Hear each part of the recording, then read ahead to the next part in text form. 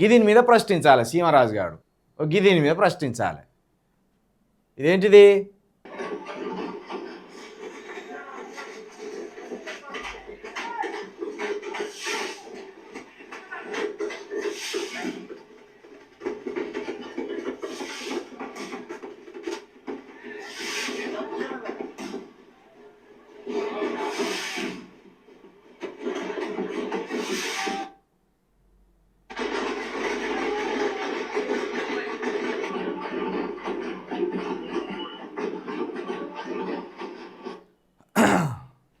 ఏంటి? అయ్యన్న పాత్రుడు ఈయన పేరు. ఆంధ్రప్రదేశ్ స్పీకరు అయ్యన్న పాత్రుడు. ఏంటిది అయ్యన్న పాత్రుడు? ఓబీసీ. ఏంటిది? కొప్పుల వెలుమ అంటారు. వీరు కొప్పుల వెలుమ సామాజిక వర్గానికి చెందినవారు. ఈ కొట్టినయనే మాదిగ, తన్నులు పడ్డాయనే మాదిగవారు. డప్పు కొట్టుకుంటా కొంత ముందడిగిపోయాడు అనుకోకుండా, ఇంకా చెంపల పొంటి 2 జరిచిండు. ఇంత అహం ఎందుకు? స్పీకర్ అయినా అవనే అహమా, లేకపోతే ఆయన మాదిగవారు కొట్టినా తిట్టినా చంపినా కూడా మాట్లాడేటోడు దిక్కే లేదు అనే అహమా, లేకపోతే కొప్పుల వెలుమ మాది గొప్ప కులం అనే అహమా? దేన్ని చూసుకొని ఇతరుల మీద చేయి చేసుకుంటారు? ఆయన నిన్నేమన్నది లేదు కదా, ఏమనలే, నిస్సాయుడు ఆయన. ఏదో డప్పు కొట్టుకుంటా జీవనం సాగించే వ్యక్తులు. ఆయన మీద చేయి చేసుకుంటే ఇప్పుడు నీ కిరీటం ఏమన్నా వచ్చిందా? స్పీకరు కాస్త ముఖ్యమంత్రి అయినవా? కొన్ని వేల కోట్ల రూపాయలు నీ ఇంట్లో వచ్చి పడ్డాయా? దేనికి అంత అహము?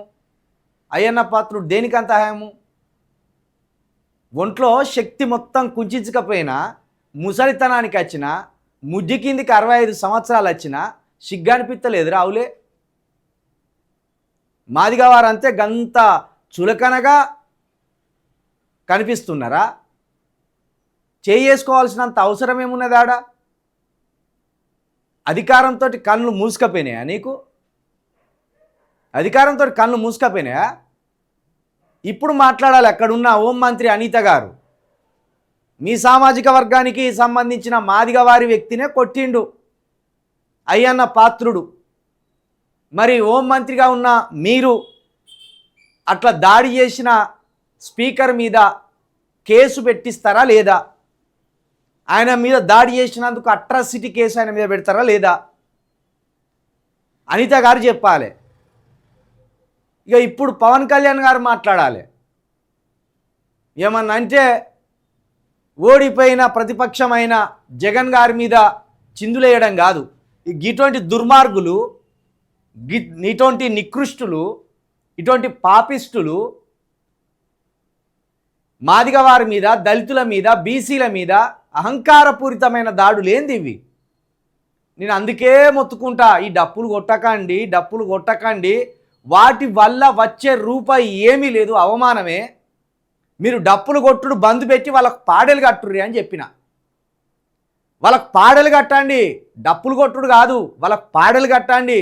వాళ్ళను పాడెలు కట్టి ఆ బొందల గడ్డకు తీసుకపోతేనే ఒకరిద్దరిని వాళ్ళకు గజ్జుమ అంటది, వాళ్ళకు భయం అవుతుంది. అరే ఒక్కరి మీద చేసినందుకే బొందల గడ్డకు తీసుకపోయిన కానీ అని అప్పుడు వెనకడిగేస్తారు. ఈ డప్పులు కొట్టుకుంటా మురిసిపోతే ఇంకో 2000 ఏళ్ళు పోయినా కూడా మీ మీద అసమానత పోదు. డప్పులు కొట్టుడు బంద్ చేయరు అర్జెంటుగా. దేనికే ఆ డప్పులు? ఓ సంకన వేసుకొని వచ్చి వాడెవడో ముందర కూర్చుంటే వాని వైభోగాన్నంతా వీళ్ళు డప్పుల రూపంలో కొట్టడం. మాదిగలు డప్పులు కొట్టుడు బంద్ చేయండి. మరొకసారి చెప్తున్నా, మాదిగలు డప్పులు కొట్టడం పూర్తిగా బంద్ చేయర్రి. ఒక్క మాదిగలే కాదు, అనగారిన వర్గాల్లో ఎవడైనా ఈ డప్పులు భుజాన వేసుకొని కొట్టేటోడు ఉంటే, దాన్ని వృత్తిగా భావించేటోడు ఎవరైనా ఉంటే ఆ డప్పులు కొట్టడం పూర్తిగా బంద్ చేయండి. మీకు గౌరవం పెరగాలంటే డప్పులు కొట్టడం బంద్ చేయాలి, పాడెలు కట్టడం నేర్చుకోవాలి, ఎదిరించడం నేర్చుకోవాలి, చదువుకోవాలి, ఇంత జ్ఞానం నేర్చుకోవాలి, ఇన్ని డబ్బులు సంపాదించడం నేర్చుకోవాలి, అధికారం చేయడం నేర్చుకోవాలి. అధికారంలోకి ఎట్లా రావాలనేది నేర్చుకోవాలి.